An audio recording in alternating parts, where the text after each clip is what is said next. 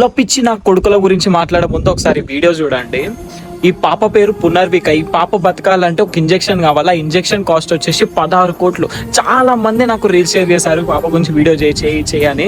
నాకు కరెక్ట్ గా డీటెయిల్ తెలియదు, ఆ ఒరిజినల్ స్కానర్ తెలియదు, అందుకే చేయలేదు. ఇప్పుడు చేస్తున్నా.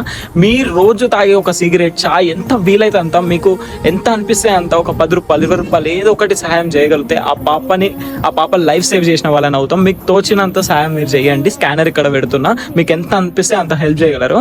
అయితే ఈ పాపను బతికించుకోవడానికి, తన లైఫ్ సేవ్ చేయడానికి మన 2 తెలుగు స్టేట్స్ ఇంత కష్టపడుతుంటే, వాళ్ళకి తోచినంత సాయం చేస్తుంటే, ఈ ఒళ్ళు బలిచిన నా కొడుకులు, ఈ కులపిచ్చిన కొడుకులు ఈ కాలంలో కూడా కులం, క్యాస్ట్, మతం ఇదంతా అనుకుంటా తక్కువ కులం వాళ్ళు ఆ గుడిలోకి వచ్చినందుకు చిన్న పాప ఉంది చేయలో అని చూడకుండా వాళ్ళని కొట్టడం వల్ల, తన్నడం వల్ల ఆ పాప చనిపోయింది. 2 నెలల పాప.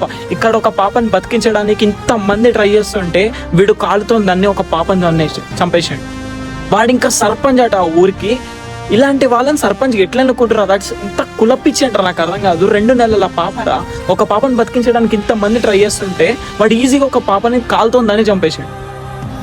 ఇలాంటి కొడుకులు ఉన్న దేశంలో ఉన్నాం మనం.